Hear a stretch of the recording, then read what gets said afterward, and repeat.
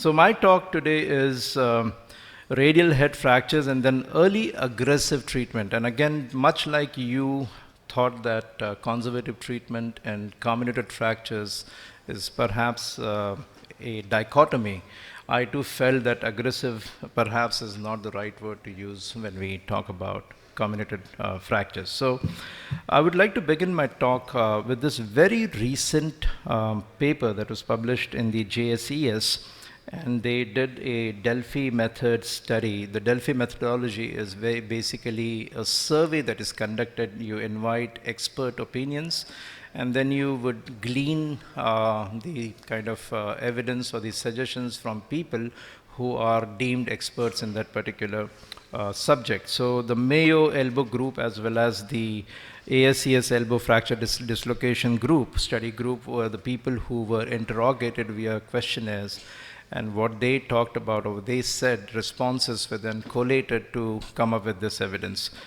So the treatment of partially displaced radial fractures is determined not only by the type of fractures or the anatomy of the fracture, but there are several patient determinants that contribute to the decision making. And very interestingly, they concluded in this paper from the responses of these experts that all respondents, so 100% response was for fixation of the fractures, wherein besides the fracture anatomy, if the patient had is less than 80 years of age, they recommended operative treatment for these patients. So it's kind of a paradigm shift in our thinking. And if you saw the graphs on all those PubMed searches that Sir had presented, there were hardly any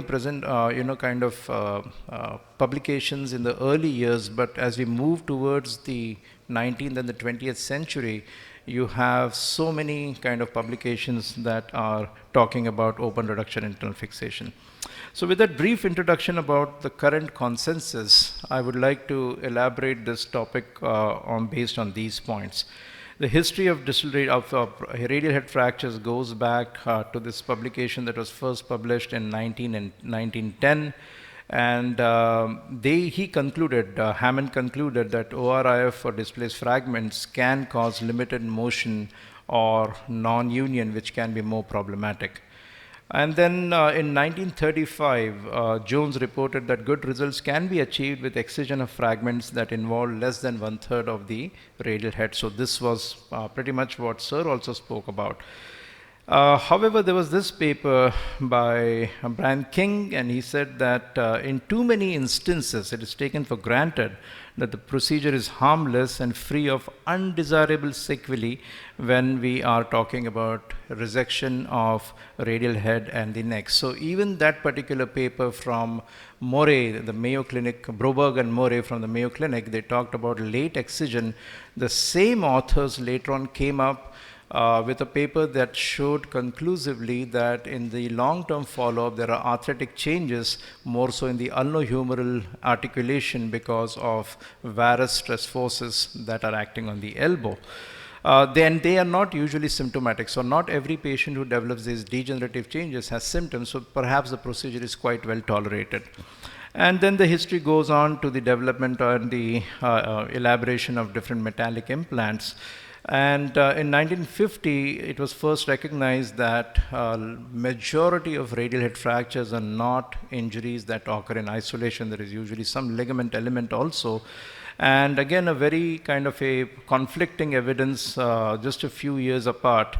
Mason said that if in doubt, resect, whereas Johnson said if in doubt, treat conservatively. So yes, there is a role of each and every kind of treatment, but I think ultimately what happens is most of us tend to use literature as support rather than for illumination. And then I think we need to take into consideration patient requirements and their demands and requirements along with the fracture patterns, and more so our training and our comfort with using plates and screws and replacement implants to deliver the best outcomes.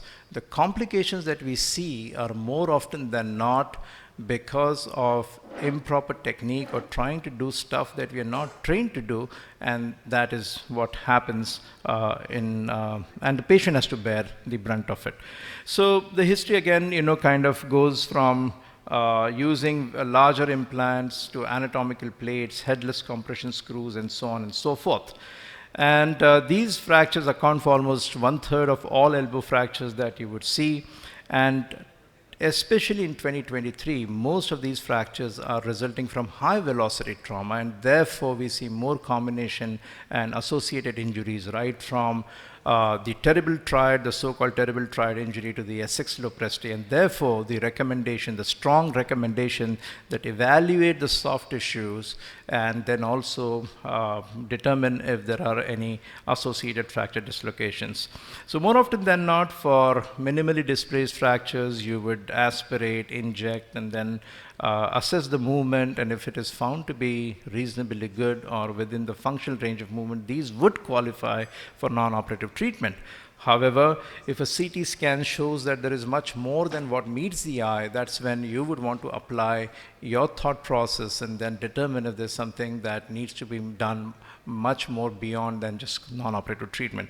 We are all very well versed with the Mason's classification that talks in a very simplistic manner about the radial head fractures, but then in comes Johnston, who said that the associated injuries can complicate the decision making and the treatment process. The Hotchkiss classification not only allows for determining the fracture anatomy, but also gives you recommendations as to what needs to be done for these fractures. More often than not, again, like very, very well discussed a while ago by Yadav sir, Mason type 1 usually qualifies for non-operative treatment, early range of motion, and then gradual progression towards recovery. And then more often than not, you would expect reasonably good outcomes, and this has been the conclusion of several studies that has been published in literature. I think it's Mason type 2 wherein there is a little bit of difficulty in decision making, which way to go, conserve or operate. And there are again several papers that talk about different modalities of non-operative as well as operative treatment. And operative treatment necessarily does not always imply open reduction until it could be fragment excision or the excision of the entire radial head. And again, several studies to kind of prove the thought processes or for and against any of these treatment options that we just saw on the previous slide. So non-operative treatment and operative treatment has been very extensively studied and reported in literature. We need not belabor too much on this. However, again, like I said, I'm not arguing the point, but just presenting a perspective based on my understanding and what I've learned from my teachers based on these evidences that have been published. This is the operative treatment for Mason type 2 and type 3 that was published by Jesse Jupiter out of Massachusetts. And they looked at 30 patients with 15 patients with a single fragment and 15 who had a comminuted fracture and particularly articular fragments. And then they compared the results with the Broberg and Morey score, and they found that large majority, almost all of these patients had good to excellent outcomes, and the trend towards patients with complex injury patterns and more comminuted fractures will usually report unsatisfactory. Again, this is not rocket science. You would expect the same conclusion that you just read in that previous slide. So they concluded that fixation is best reserved for type 2 fractures with minimal combination and 3 or fewer articular fragments. What about fragment excision? This is indicated when the fragment is blocking the rotation, or if there is an osteoporosis which will preclude a good purchase on the fragments. Again, there are papers that kind of talk for and against this decision. However, what is more important is to determine if there is an axial injury to the forearm. So if there is an Essex lopresti, if there is a medial collateral ligament injury, the indication for radial head excision is a bad decision. It's usually not a good idea to excise. You would rather replace, especially in a young active individual. What happens with excision? And again, this has been argued a lot, but conclusively, there is evidence to say that it's reduction in grip strength, proximal migration of the radius unless and until there is a tear of the intraosseous membrane. And a good way to assess that is on table under anesthesia, you do the push and pull of the forearm, and that gives you an idea whether there is a longitudinal forearm injury. Look for valgus instability, which results from excision of the radial head and the constraints. This is a secondary stabilizer. And then, of course, post-traumatic arthritis in the ulnohumeral joint that I spoke about. So again, like I said, we can justify any treatment because most of us, I think all physicians, but orthopedic surgeons, because we are in an august gathering of our colleagues, use the literature like a drunk uses a lamppost, using it for support rather than elimination. So we can argue either way. The operative treatment, there are certain caveats and tips and tricks which, if you adhere to, will help you minimize your complications. 1, place your implants in the safe zone. 2, use the proper implants and the proper designs for this particular fractures. A lot of times people argue, oh, the patient was not affording, or so on and so forth. I think that's not a scientific kind of an argument for a poorly performed job. Mason type 3 now, again, there are 3 options that are available: excision, radial head replacement, or fixation. Again, we have discussed this in type 2 fractures, and again, they hold true even for type 3. Let's discuss a little bit about radial head replacement. Again, this paper, which was published by the group in Toronto, talks about the results of 25 patients with type 3 and 4 injuries that were treated with replacement at 39 months post-surgery. Again, good to excellent in a large majority, with poor outcomes in about 3 patients after the surgery. Again, another paper by Ruby Grewal from the same group, which kind of took into account a longer follow-up, and then they kind of looked at the Mayo Elbow Performance Index, and they came up with similar outcomes in their cohort of studies. So the downsides of excision are basically the argument for replacement, and it is thought that the replacement would minimize the complications that would result from excision of the radial head. However, we are very far from having a perfectly anatomical radial head. I was very fortunate to have worked with Sean O'Driscoll at the Mayo Clinic, who is thought to be one of the leaders in elbow surgery. And he once told me jokingly, and he's been working on a radial head for a very long time. Dipit Sahu in Mumbai was his fellow at that time, and they were working on biomechanical studies, looking at contact pressures on the radial head that they were developing. And yet, even with the neck offset, even with your modular processes, we still haven't perfected a good anatomical radial head that will stand the test of time, pretty much like the lower knee. The thought is that we use our hands for prehension in space. There are tremendous amount of varus gravitational forces, and that perhaps is thought to be one of the elements why we have poor results for prosthesis in the upper limb.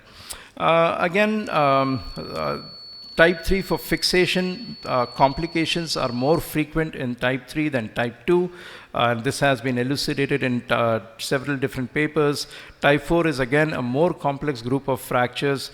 Here is a case example. Most of us would perhaps, K-wire elevation or a freer elevator elevation conserve, or maybe fix it. But there is something more than meets the eye. This was associated with an LUCL injury with a PLRI kind of a pattern, posterolateral rotatory instability. So obviously this qualifies for surgery.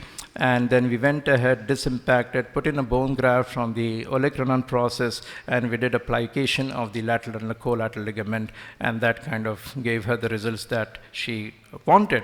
So always look for associated injuries, which are very frequent with radial head fractures, much more than we would expect or imagine, more so for the medial collateral, more so for complex terrible triad injuries. I'll just take a few seconds, sir. Look for terrible triad injuries, look for Essex low pressure injuries. These are quite common, and complications from radial head fracture treatment are not uncommon if done for not the proper indication, using not the proper implants, and not using literature for elimination and for understanding these fractures clearly. So again, in conclusion, I would like to say more often than not, type 1 fractures, non-operative treatment, type 2 and 3, previous recommendations are perhaps changing. Many type 2 will do well with non-operative treatment, but you need to identify those patients that would require fixation. Depending upon the combination, you would want to choose between fixation and replacement for these fractures. So